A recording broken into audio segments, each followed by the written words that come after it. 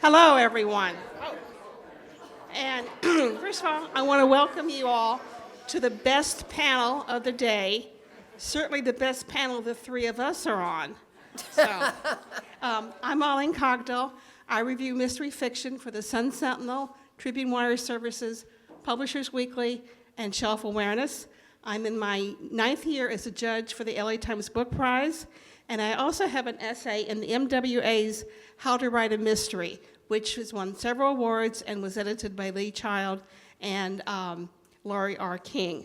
I want to thank the board for honoring me to do this review again. Oh, by the way, I also won a Raven several years ago. Duh. And it's going to be a good one. Our grandmasters are John Sandford and Laura Lippman. Dan. Laura was a reporter for 20 years, including 12 at the Baltimore Sun. She began writing novels about, I'm sorry, let me try my glasses again. That might be vanity. She began writing novels while working at full-time, and she published 7 books about accidental PI Tess Monahan before leaving daily journalism. And since then, she's written more than 25 books and has been named one of the essential crime writers of our time. Her books have won nearly every major mystery award, and very deservedly so. Something you may not know about her, it's probably not in any bio. Since fall of 2022, she's been in the docent program at the American Visionary Art Museum, and it's inspired her to do a lot of decoupage. So far, she has done decoupaged a pair of shoes left at a wedding. That's a story in itself. And she's also done some other shoes. Anything she sees, she decoupages. So be careful around her. John Sandford is the pseudonym for the Pulitzer Prize-winning journalist John Camp. He is the author of 55 novels, and that includes the Prey books about Lucas Davenport, Letty Davenport, the Kid novels, Virgil Flowers, and several YA novels. He began as a reporter working for the Army, and since then he has won a Pulitzer, been nominated for a Pulitzer, and his career as a journalist took him from Cape Girardeau, Missouri. I mention that because it's 30 miles from where I was born, and the Miami Herald and the St. Paul Pioneer Press. Now, something that is not in any bio is, as a reporter, John was sent to cover a horrific plane crash in the Everglades. And he has used this carnage to inform some of the more horrific scenes in his novel. When he was a bureau chief for the Miami Herald in Fort Lauderdale, he had a young reporter named Carl Hyacin. I don't know what happened to Carl. Who knows? He's probably doing something interesting. They needed a feature story, as you often do when you work for newspapers. And he sent him upstate Florida to find out what happens to the stuff horses leave behind. You can figure that out yourself. Well, apparently it's all shipped, because there's racetracks down in South Florida. It's shipped up north in Florida, and it was used as fertilizer for the Campbell's mushroom soup. And that's called taking something that's really BS and making it cool.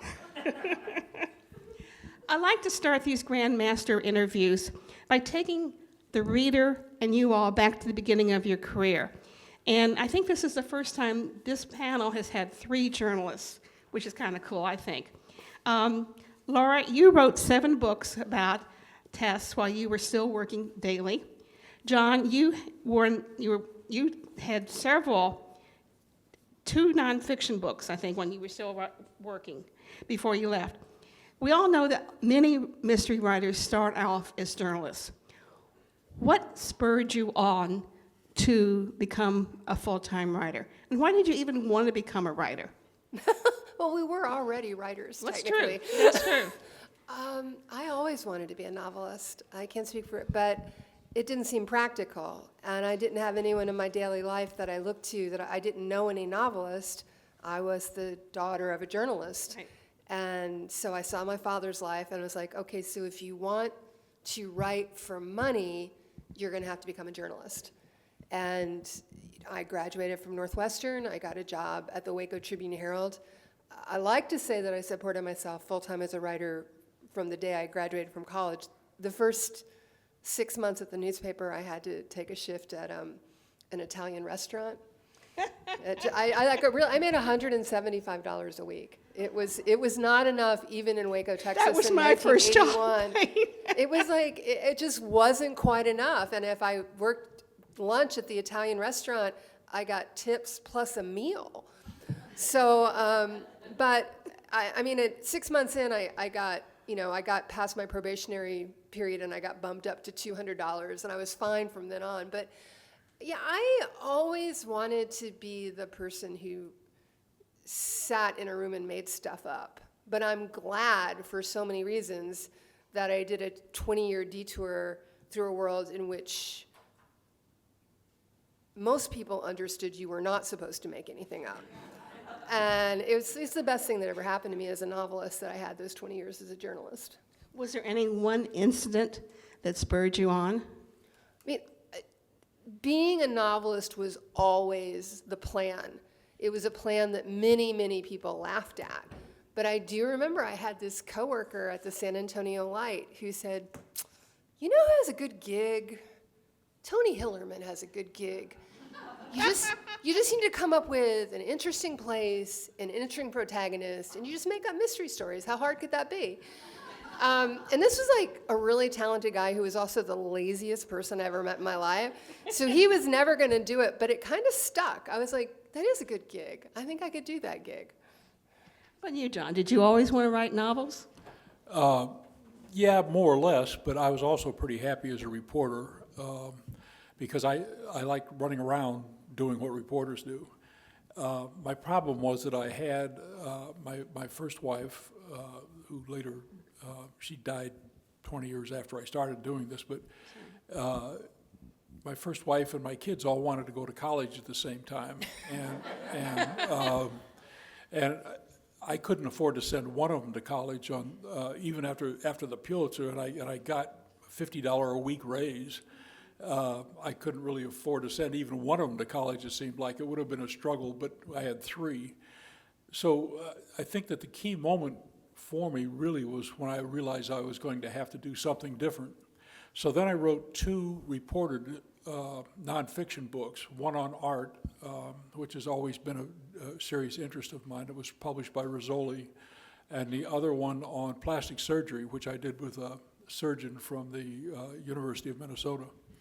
And I think that I might have gotten $15,000 for the surgery book. I also got an offer to become the American Association of Retired Persons medical reporter, but I decided I didn't want to do that either. So really the impulse was, I'd always been a fan of this kind of fiction, of mystery fiction, of thriller fiction, of military fiction. I wanted to write that kind of stuff, but really I was satisfied with being a reporter, and it was sort of the need for money that kind of pushed me over the edge and got me writing books. And the first ones were not, I didn't sell. I had to write three of them before I sold my first one, which got another $15,000, which put my son through the first year of college. And then I wrote Rules of Prey, which was published by Putnam, and that really set me off on the career. Was there any one incident then, just that spurred you to write Birds of Prey? It wasn't any one incident other than what felt like a landslide of money coming down on top of me that I needed, to acquire, that I didn't have any other way of doing except by writing. So. Now, you still keep your hand in journalism, correct? Not for a while now, but during the Iraq War, after I'd already been writing novels for 15 years, I did get myself embedded with Air Assault Battalion in Iraq and got to ride around in helicopters. I flew into Baghdad and flew into a few other places and did some reporting there, which I found fascinating. And you also covered one of the National Republican Convention, or Yeah, the one where John McCain was nominated, that was in St. Paul, so that was a local thing. Okay. But I was working for a local online newspaper, just as both a photographer and as a reporter. What I found then actually was kind of interesting, because I no longer had the reporting chops that I had. I'd lost some of that. So if I had to go back to reporting, I'd have to sort of learn it over again, I think. Okay. Laura, when you first started, and I'm hoping we have a good conversation going here, did you think your career as a novelist would last this long? You know what? I was so stupid, I probably did. Hubris is not always the worst thing in the world. I think, to be more serious about it, I started publishing within the PI tradition, and at the time, and this wisdom about publishing was always shifting. At the time, it was like, you must write a series. You must write a series if you're going to be successful at this. And I'm not ashamed to say that I had my eye on what was the path to a secure enough novel writing gig that I could leave my newspaper job. That was the goal. I wanted out, and by the last year at the newspaper, they wanted me out. So it really was a happy ending for all of us. But so I was like, I didn't chafe at sort of the commercial ideas. It was like, okay, everyone says they want a series. I'm writing a series. In the early, around, I think I've got my math right, 2001, we see Tell No One and Mystic River, and then it's like, well, everyone's got to write a standalone now. And at first I don't see that for myself. Then I started doing that and alternating. So one of the people who's published, my friend Sujat is here. We published in the same year in 1997. We had a lot of wonderful adventures. One of the other people who published for the first time in 1997 was this guy, Lee Child. You might have heard of him. I've heard something about him. And I mean, Lee is amazing. He's so smart. He's so good at what he does. But he's so successful at what he does is he had to keep doing that. It's like once you have a reacher, I mean, it's like the best thing that ever happened to you. I've never heard Lee complain about this, by the way. I've never heard Lee say anything other than the fact that he's just incredibly gratified for the career that he built for himself. But for me, it was like, can I find this slipstream where I can sort of do what I want but make a living wage? And I mean, Vicki, my agent, is here. She probably deserves credit for this, because I don't know how we ended up here, but we did, where I've kind of been able to write the books that I want to write, and they're successful enough that I can do it full time, but they're not so successful that it's like you have to write that book all over again. Not all over again. That suggests that I feel like there's something rote. But I'm allowed to branch out in terms of character, in terms of style, and that just seems to have been actually kind of a lucky accident. I think we should open our minds to the fact that, so this conventional wisdom whips around like, you got to be doing this, you got to be doing that. And at the end of the day, you need to also be doing something you love to do. But it can't be so precious that no one else wants to read it, right? So, I mean, I feel like I've just sort of been in this little groove where it's like, oh, I get to do what I want to do. I get to do it full time. I'm not complaining. It's just the best thing that ever happened to me. What about you, John? Did you think your career as a novelist would last this long? I wanted to last long enough to get everybody out of college. But that happened, right? I'm now 60 novels down the way, and it gives me a headache just thinking about it. I can't remember most of the titles anymore. I've enjoyed it, I have to say, because it gives me some time off, but I didn't think it was going to last this long. I mean, when I talk to other writers, and I've got friends, a number of friends who worked at the newspaper with me who have written novels, and for most people, 5 or 6 novels, published novels, or 7 novels, or 8 novels is a career. I mean, that's the whole thing, and you start, doing like the novels like you've done and like I've done, and that that almost seems impossible. And no, I didn't think I was going to write 60 novels. That seems nuts. It seems nuts to me now in retrospect, actually. And that's why you two are grandmasters. But go ahead. That's just Well, amazing. I think that when people ask you about, where do you get your talent, or exactly what do you do, and all that kind of stuff, I think my biggest talent is actually persistence, and I just persist, and every day I go to work and I write, and if you live long enough, and I'm now very old, and when you live long enough, it turns out you've written 60 novels. Now let's talk about the origins of your characters. You started off basically with two characters, and you thought Davenport was not going to be the most interesting or the most successful. Where did your characters come from?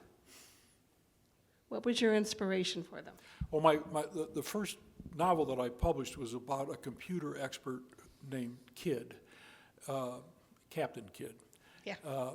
He was a pirate, a computer pirate, and I've got a lot of my stuff actually from computer stuff. I actually have a character in the Davenport novel named Del Caps Lock, which comes right off of a keyboard, and my son was very interested in computers, and he got me interested in computers. This was back in the late '80s, and so that's where Kidd came from. What can a kind of a nerdish computer guy who's also interested in painting, what can you do with that character? And I sort of made him into a criminal. And he was a guy who was, who broke into other places. And I mentioned one place he broke into Microsoft to do something that is not specified. And so then they said at the time, when I was talking to the publisher of that book, that I needed to write larger books. Kidd was what they at the time called a small book. I suppose it was like 80,000 words long or something like that. They needed kind of a fatter, heavier book. And so I wrote the first of the Davenport books, which was more like 100,000 or 110,000 words long, which qualified then as a large book. And I sent it to my agent, who said, we're going to make a lot of money with this book, which is always inspirational. And she was right. She was correct. And so that's, and the Davenport character, there was a guy whose name I'm not recalling right now. He wrote the Deadly Sin books. Anybody? Sanders. Yeah, Lawrence Sanders. Love those.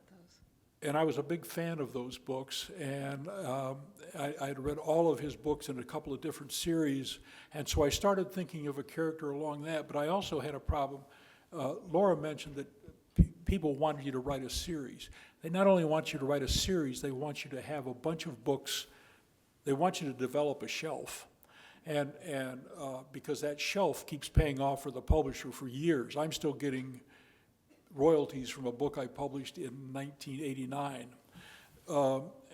They want that shelf done, so I thought of it as the first book in a series. But I needed a character who would have a reason to be involved with criminals. And so Laura has a PI, and that works. And I have a detective. And one of the things I always thought was weird was that somebody like Agatha Christie could keep sending somebody back to house parties in Britain, and somebody was killed every time. So why would anybody go to one of those house parties? I mean, there was no reason for her to be able to continue that. Of course, she was a genius, and it did. But I wanted my character to have a reason to deal with lots of murders and deaths and stuff year after year after year after year. And so now Davenport and I both started out at early 40s, and he's now in his middle 50s, and I'm 81. So that worked out for him. But there were a whole bunch of things. When I got into this, I was a reporter, and I actually sat down and thought about what I was going to do.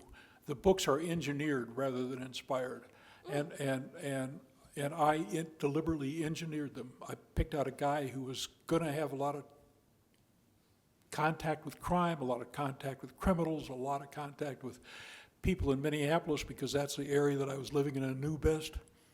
I kind of wish I had started in Miami, because I think that would have been a better site than Minneapolis, but I mean, the two best sites in the country are actually Miami and Dallas. And, but I was living in Minneapolis, so that's where I wound up setting it. I think you'd make pretty good with Minneapolis, though. Yeah, it's fun. Yeah, it was. But Miami does bring a lot of crime. Laura, Tess, she's cranky. She's a little, kind of a recluse. Where did she come from? You know, Tess is like the younger sister I never had. Okay. She's me with no impulse control. And it's interesting because, you know, it was announced recently that Megan Abbott and I will be developing Tess for television. And I was sort of like, I always called her the accidental detective as an homage to Ann Tyler, who's Baltimore's best known writer. But I now kind of realize that Tess is the normie detective, that she's, you know, she doesn't have any unusual skill. You know, she's just a nice, normal person who is dogged.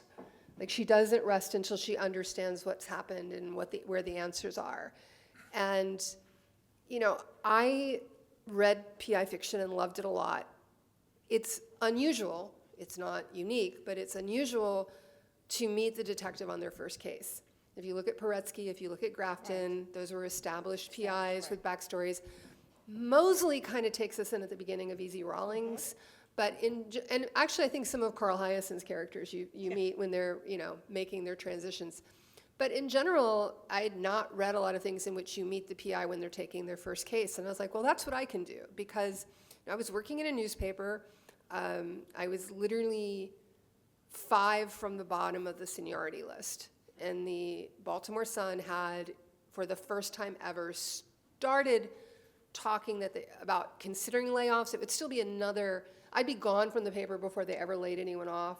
But I was like, the talk was there. And I was like, I didn't know what I would do if I had no skills. I mean, I was a reporter. It's the only thing I knew how to do. I had this colleague who sat next to me, and he mentioned one time that a local private investigator had called him up and said, you could be an investigator. And I was like, okay, so that's, you know, I was sort of working out my own professional angst through fiction. Like, if I lose my job, what becomes of me? Who would I become? Which is sort of the story of almost everyone in the first Tess Monahan novel. You know, yeah, I was writing about someone younger than I am. Again, very poor impulse control. She says all the stuff that most of us just think, which makes for fun reading, I hope. And, you know, I like to tell this story about how it was a British newspaper, I never remember which one, wrote a review of one of the Tess books, and they were trying to be snarky. They were trying to be mean. It's like, oh, it's chick lit with guns. And I was like, oh my God. Yes, that's exactly what it is. These are stories about a young woman who's trying to make sense of all the things you're trying to make sense of when you're in your 30s and you're trying to figure out relationships and friendships and family, and trying to see if you can become good at your job. So I'm like, I'm fine. Chick lit with guns. Bring it on. Okay. You know, you just talked about series. You have 4 series out, I think. Do you ever plan to do a standalone? I've done a couple standalones. Okay. And I like doing it just because it's a break in the, it kind of gives you a mental break and lets you reconsider what you're doing with the main characters you're going with. I enjoy doing them, but you really do get kind of caught up in your series. Yeah. And it begins to feel like the characters are living with you to a certain extent. And so you actually begin to wonder what's going to happen with them. And with Davenport, for example, I gave him an adoptive daughter who is now, it would be 26, so she's quite a bit younger. And so you can kind of go from Davenport through his adoptive daughter to somebody younger who is doing things that are more contemporary, and because Davenport just likes to hunt people. His daughter Letty is a little bit more sophisticated. I don't know if she's more sophisticated, but she's different. Yeah. And that's also a kind of break from you know, it gives you a little bit more air. And then Letty has different concerns. For example, she has a love life that has gotten increasingly complicated, and Lucas doesn't, because Lucas is married and he comes from that kind of a hard Catholic background where you know you don't have affairs. He's just a guy. On that, his distinguishing characteristics is he likes to hunt. He likes to hunt criminals. So the standalones are fine, but Davenport's what I think about. I often think that series characters, we approach them like friends. And you kind of wonder, well, what's Lucas doing between these two books? And what Tess is doing? And Laura, you know I've always enjoyed your Tess books from the very beginning. I was one of the few that was reviewing paperback back then. Yeah. But your standalones have taken us to a new frontier. Which do you like doing better? Whichever book you're working on is the worst book in the world. Right.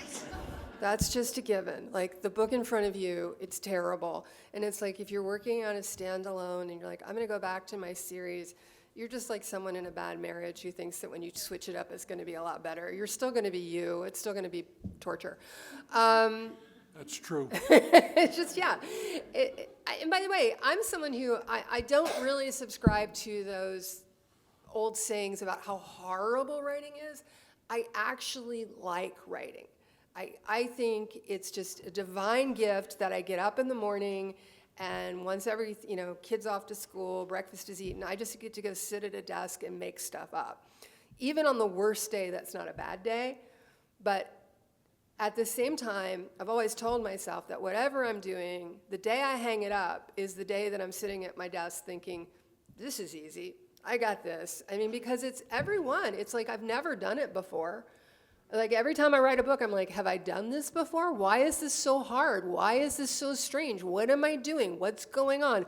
Is it boring? Is it supposed to be boring? And these might be questions I was asking myself just this morning. It's just like, so I like switching up. I mean, I haven't been back in Tess's world for a while for a lot of different reasons. And part of it is that, I was like, I'm going to do something people don't usually do. I mean, some people have obviously done it, but it's like, imagine if Tess had a baby. You give your PI a baby, it really changes stakes.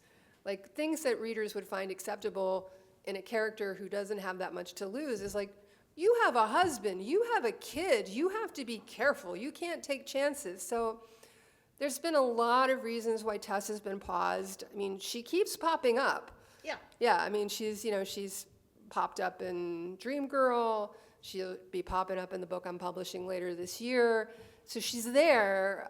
Her life has just been pretty quiet for now.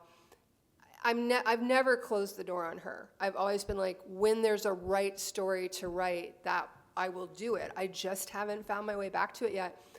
I'm really glad for the variety. Mm-hmm. And again, I'm just really grateful that I've been able to just do very different things. And I think that's been the most important thing to sort of my professional mental health, that I don't feel like I'm showing up to just go through the same paces over and over again. And that's not to say that that's what series do. They don't. The best ones absolutely don't. But for me, it's good to just really switch it up big time. What you just said makes a lot of sense, because I think it should always be hard to be a writer, to come up with these stories. Because when it becomes so easy that you're phoning it in, I think your readers would know that. And I think you would know that. And that I would think that would not be satisfactory to you as a professional. I don't know. And what would be the point? I mean, it's so weird. I don't want to get off on this whole AI rant, but I don't even understand the point. Like, you're going to have, like, if my mom bakes a pie, I don't get to be like, I baked a pie. I mean, like, it's like the idea that you would sort of feed your ideas into something. And I know that every published novelist I've ever met has had this experience. You're like, especially when you're touring, you will meet someone who says, I have a great idea for a novel. I'll give it to you. We'll split it 50-50. And you just have to write it down. And it's like, Just have to do the actually typing. the hard part. Yeah, like we're just like we are Chat GBT. It's like, no, that is actually the really hard part. Like ideas are so easy. I'm like, your idea is easy. You're like, I could have like 15 ideas right now, but like no one. It's like it's so weird that people think it's just about that first idea, and yeah. So I don't get people who want to have written without having done any writing. It's money. Is that it? Oh, I mean, you know, like imagine, Laura just said she could have 15 ideas right now, so could I. As a matter of fact, I was sitting at another conference like this, and I had an idea, and I shared it with everybody, and a lot of people went, whoa, that's not a bad idea. And I never wrote it because it's just an idea. I have ideas all the time. I've got an idea right now that I'm going to talk to my publisher about, I hope tomorrow night, but we'll see. Because it's just an idea. And if your idea of writing is putting ideas into a machine and having an AI kick back a novel for you, you know, what is there except the money? I mean, the potential money, I don't actually think, what I've read about the AI novels is they're not very good. But that's the only reason I can think of for doing that. Yeah. I mean, I do think, unfortunately, we live in a world where people have figured out that the biggest cost center in every sector is the human being. And so much of what we're seeing is like, could we just get rid of those pesky human beings? Although lately, as I understand it this week, Lutnick has this great idea. We're all just going to go back to work in factories for many generations. Wasn't that great? Wasn't that fantastic? Weren't you, you know, anyway, I do feel like there's this You have to consider the corporate fact that he's nuts. Yeah. Well, there is that. It's kind of crucial. Oh, man. During the course of a novel, the characters have to change, and certainly in the course of a series. I would think during the course of a writing career, the author also has to change. So how has writing changed you, and how has it changed your writing through the years? John, you want to go first? Actually, you know, like I said, I don't know if I've changed that much, to tell you the truth. I go to work almost every day, and that's what I do. It's not like a change thing. That's the thing that's steady in my life. Outside of that, I may do all kinds of crazy stuff. I went to Iraq and flew around with a bunch of crazy helicopter pilots. You know, I've done all kinds of kind of strange things. I worked for 15 years in an archaeological dig in the Middle East as a photographer for the dig, and I do those kinds of things. And those are the goofy parts, but the steady part is the writing, which for me is hard. I don't know if it's not so much, I enjoy it, but it's hard. It takes a lot of concentration. And I always think the book is terrible. And my wife keeps having to talk me out of the idea that the book is terrible. And so right now, I'm stuck, I'm about 20,000 words out of a new novel. And I've got 20,000 words about to go. I'm launching into the end sequence. And I've been there for like a week and a half or 2 weeks, and I can't get it right. It's driving me crazy. But that really is like the steady part of my life. How have you changed? I mean, it sounds really corny.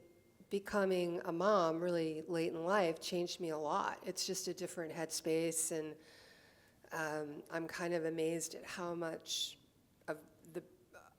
of my brain is taken up by just sort of like problem solving my kid's life.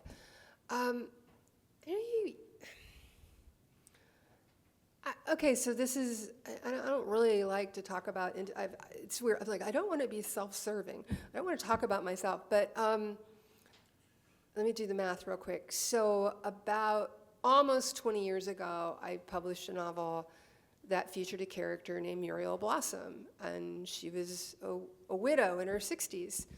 And the way I wrote her when I was a married woman in my 40s was kind of undercooked. there was some stuff I really didn't understand. Now I am a woman in my 60s, and I came back to that character, and I wrote about her very differently. I'm not a widow, but I, was divorced a couple years ago, and I had a very different in my 60s. It sounds so cornball, and it shouldn't be that way. There's nothing about being young that doesn't allow you to imagine being old. In my particular case, I didn't do it very well. And, so I had weathered my sister's health crisis. My sister's in assisted living because of Parkinson's. And I was just thinking a lot about, there are a lot of different ways to be in your 60s. There are a lot of different ways to start. What's the great Eudora Welty quote at the end of her book, One Writer's Beginnings? I've lived a life of daring because all daring begins from within. I didn't get it right, but it's close to that. And so, I like to think my perspectives are always changing. I like to think that my mind is, the cliche about old age is that we narrow and we become like more of ourselves but less. It's like, we don't learn anything, we don't take on new challenges, we become really shut off. But I've found that you can flip it if you want to, and you can see it as an opportunity to broaden your perspective, to try new things, to think about life differently. And so I'm trying to live that way, and I'm trying to write that way, if that makes sense. I don't have any idea what I just said. Well, one thing you both just brought up is your universes often overlap. John, you have Virgil will show up in a Lucas, a kid will show up in a Lucas. I would think that would be a challenge. Can you talk about how your characters will often appear in other series? Well, the thing with my characters is that they're all related to each other in one way or another, except Kid and Davenport. But one I wrote. I've written a couple books about Davenport's adoptive daughter named Letty, where she's the main character, and Davenport virtually doesn't figure them in the books at all. And then Virgil actually worked with Lucas when they were both agents of the Bureau of Criminal Apprehension in Minnesota. So they're all kind of linked together by the job or by a relationship, a familial relationship. But the reason that I like to play them off against each other is because Virgil was a much mellower character. He didn't like guns, and he didn't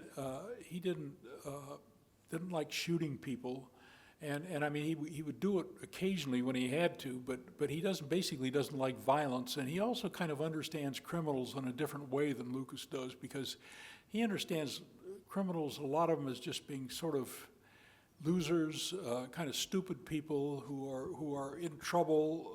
In the very first book, in one of the opening scenes, he gets kind of a woman in a sheriff's office asked him how many times he had fired his gun at a particularly criminal, and he said 17, and never hit him. And because the guy was, robbing gas stations was the guy's job. That's what he did for a living, and Virgil didn't like that, and he had to arrest him, but he didn't want to shoot him, for God's sakes. And Davenport would have killed him. And that was sort of the difference between them. And by bringing them together and having them overlap, in one of the early appearances of Virgil's not known as a good shot. Davenport was about to be murdered by a woman.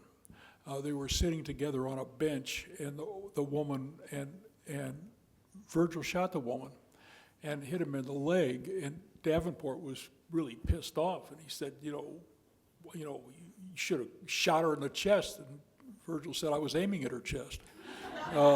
And instead he hit her in the foot, I think. But that interplay between a guy who kind of takes it in kind of a light way and usually finds a lot of kind of humorous sides of criminality is a lot different than Lucas, who was more of a black and white kind of guy. So that's just fun doing that, and I like to have some fun when I'm writing. It's not all really grim stuff. It's that makes it more enjoyable. That's why I like writing about Letty, who's a young woman which is, far from my experience now, being 80. And so, then you wind up talking to people that don't usually talk to just to try to find out stuff. And so there's that. And Tess makes a lot of appearances, or some. Prom Mom, your next book, which comes out, I think, in June or July. June, yeah. Murder Takes a Vacation. She plays prominent in that. We may not see Tess in a full novel, but I like seeing her making appearances here and there. What's the challenge of that?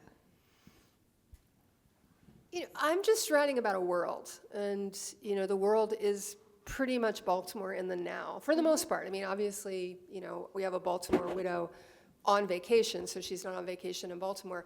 But, of all the books, and I can't keep count myself, only 2 so far have taken place outside of the Baltimore metropolitan area. I think I'm right about that.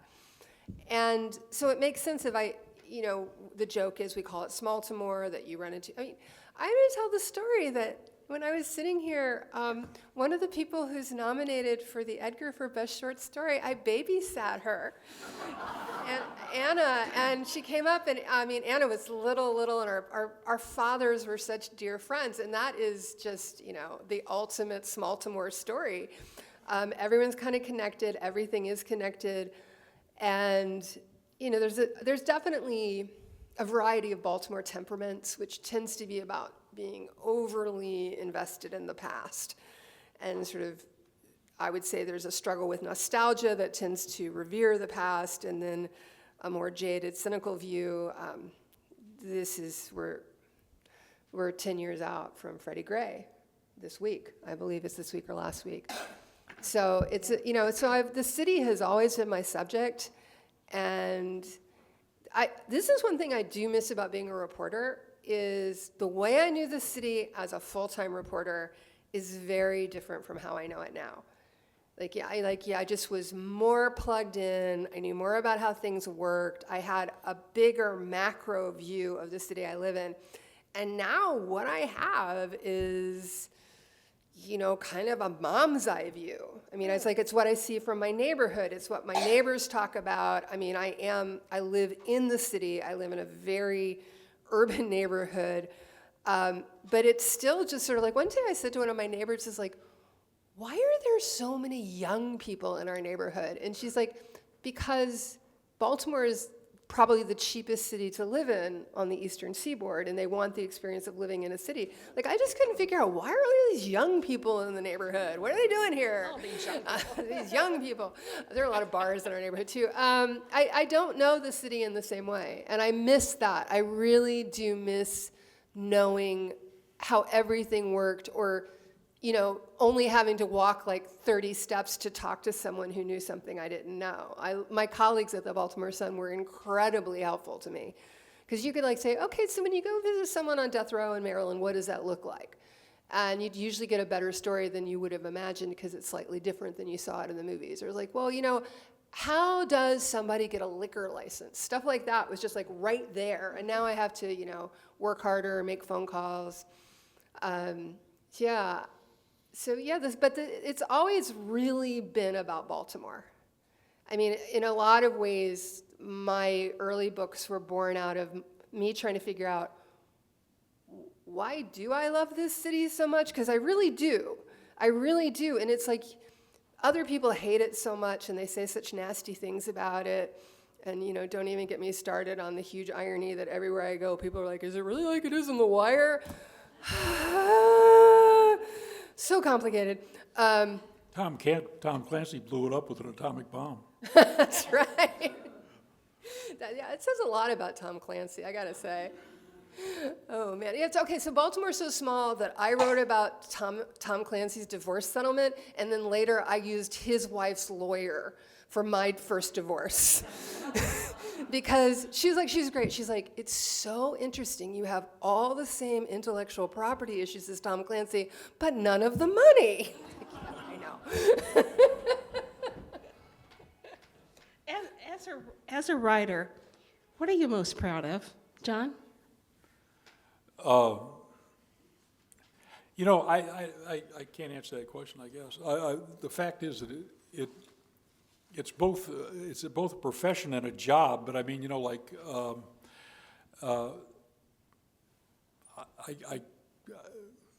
I guess I'm most proud of the fact that I sort of got to live the life that I wanted to live, that I couldn't have lived if I hadn't done this. If I had continued as a reporter, and I've seen this in a lot of friends of mine who are still friends of mine, even though I haven't done it for 30 years now, 35 years now, that they kind of retired on small pensions, and their lives are somewhat limited by the fact that they really don't have, I mean, they're living on Social Security and a small pension is what it amounts to. And so their lives are limited by that, but mine aren't. I'm not limited by that. So I spent last New Year's in Paris. All right. And you know, you do things, you get to do things, and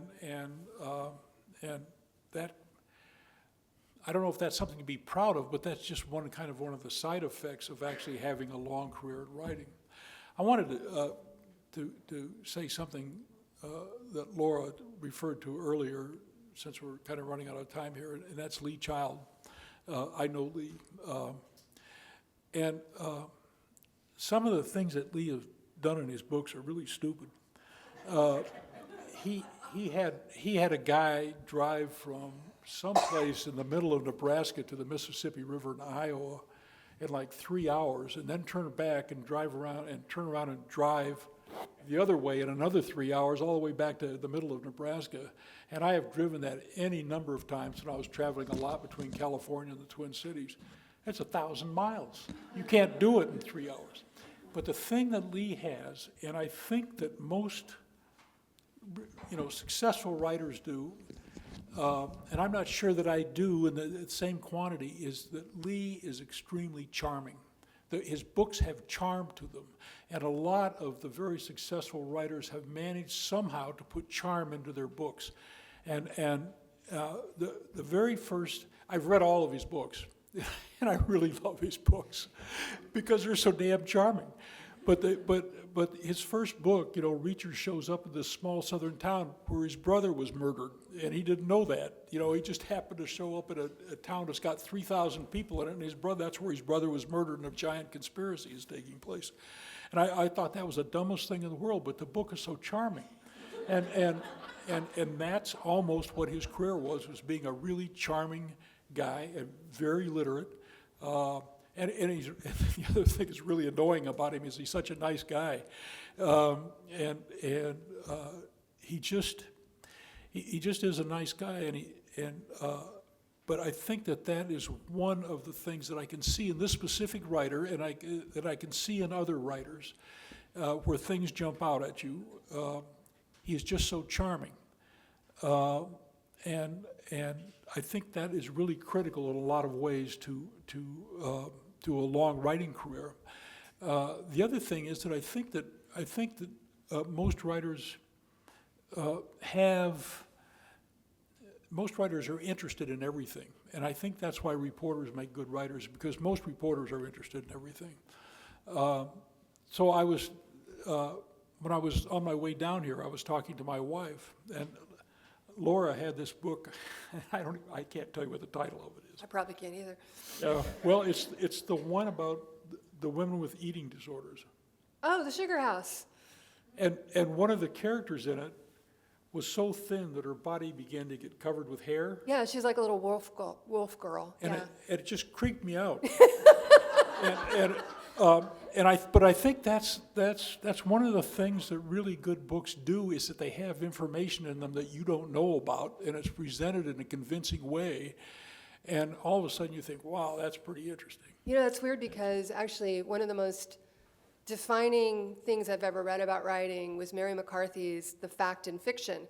And she talked about how if you read Moby Dick, you won't know enough about whaling, and I really took that to heart. And my favorite books are always about stuff. You learn stuff. Like, one of my favorite books of all time is called Capital by John Lancaster, and it's about one block in England right around the 2008 global implosion, and what happens to all of the people who own these incredibly valuable houses, some of which are underwater on their mortgages. It's like, I love stuff like that. I mean, one of the things I've always loved about crime fiction, when I started writing crime fiction, literary fiction was very literary, and I felt like it was being written a lot by people who had tenure and who didn't really have to worry about day-to-day life. They had a job for life. And nobody wrote about money. And crime fiction was like, you write about money. You write about how much, like Mildred Pierce, another all-time favorite. Like, whether it's Mildred trying to figure out how to stretch $3 to the end of the week and feed her children, or what it's going to take to open up a, chicken and waffle restaurant. I love that about our genre, which is it's about what people do. It's about what things cost. It's about a quotidian life, but the quotidian life is a PI or, and a bounty hunter, an investigator, a cop, a judge, a lawyer. But I think it's what keeps our genre so grounded. Oh, I totally agree. I think everything I've learned from mystery fiction. Scary, all. I know. Forget my college degree and all that. We have 10 minutes left. I have more questions. I also want to ask about the TV show. But is anyone here have questions? No one? They're just in awe. They've been bowled over. Oh, This yeah, lady. Sarah.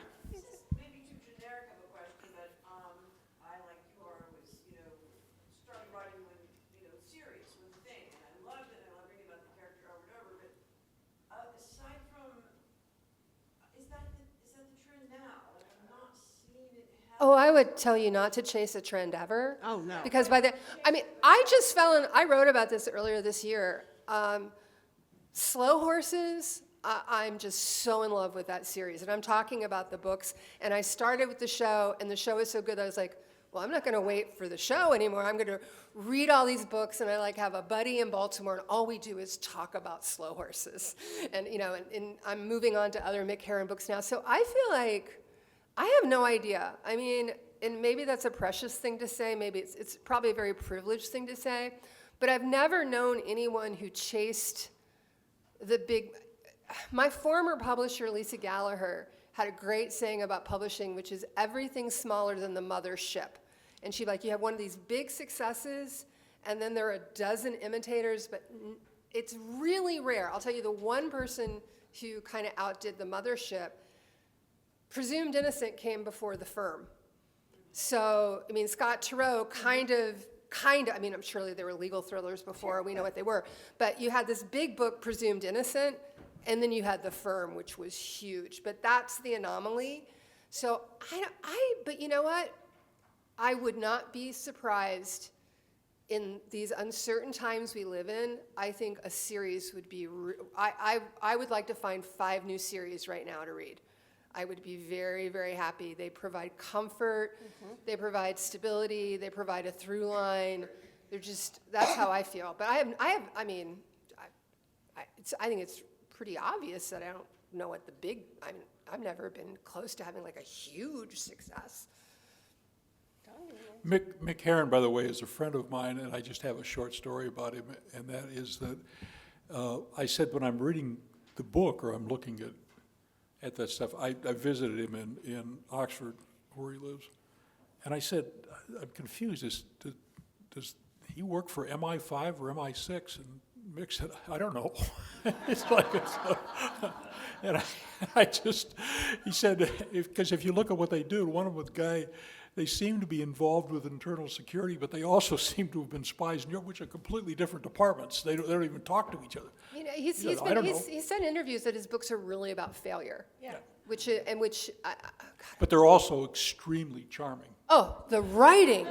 Yeah. There's one where, like, if you tried to describe this to someone, like, I don't think so. There's one that begins with like this really literary description of how dawn arrives at Slough House and talks about the play of light. And at the end of the book, you talk about how nighttime comes to Slough House, and just like, dang, good stuff. Okay, we got 5 minutes. One more question? Yes. Best piece of advice? Button chair. The best piece of advice is the right way to write a book for you, and you have to figure out what that is. I actually have developed this exercise that I do at my friend Ann Hood's writing seminar called The Doctor Is In. And I pretend to be like a psychiatrist doing intake, and I interview a writer, and by the end of the session, we figure out what's holding them back. And I take it very seriously. I don't know anything. So you have to kind of interrogate yourself. You're like, okay, what time of day is best for me to write? Is that time of day available to me? Am I someone, like, maybe some of you can write 10 hours at a stretch. I never could. I can basically do 3 to 4, and I need to show up every day, because if I get behind, I'm forever behind. So, but it's like you just have to like do this interrogation with yourself. Like, what is it going to take for me to get the words on the page and get to the end and have a novel that I'm ready to show someone? Best advice, John. One of the most common things that people say when they're asked about what should I write about, and they say, write what you know about. I mean, you know, if you're a mailman, you shouldn't write about being a mailman. But what you should know, I mean, you know, like as a reporter in the Twin Cities and in Miami and in Southeast Missouri, any place that you are is something that you can write about.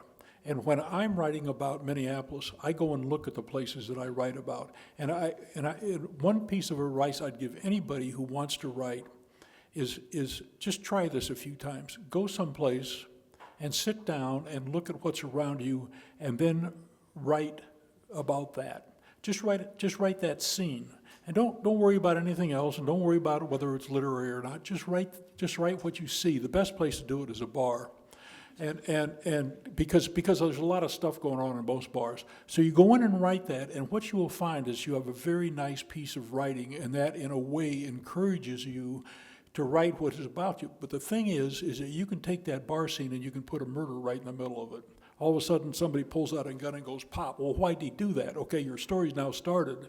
But the scene that you set by writing about something that you know about, which is the scene you're looking at, is going to be very, very effective. And so I tell people that old advice is right in a way. When they say write what you know about, I mean, if you're a corporate attorney and you do a lot of boring work, that is not what you want to write about. But if you know a lot about the law, move it into a criminal thing where you've got a lot of conflict going on. This last book that was just published a month ago, I actually have a real lawyer in it, a guy who's a kind of a well-known defense attorney in the Twin Cities. I just put him in there because I admire his defense work. So it added kind of a touch of reality to what I was doing. But I think that the more, in this genre at any rate, the more real that your books are, the better off you are. And you can do that simply by looking at stuff and then writing about it. And then the dramatic stuff like the murders and so on and so forth, if you're writing thriller novels or mystery novels, you can plug that in, but try to put it in a matrix of reality, and because that'll give you a solidity that you won't find otherwise. Hey, thank you. We are out of time. I ask everyone here, do me a favor, buy books. Buy their books. If you can from an independent bookstore is great. If not, if you have to buy it from a major thing, that's fine too. But buy books, read them, enjoy this genre, and thank you all for coming. And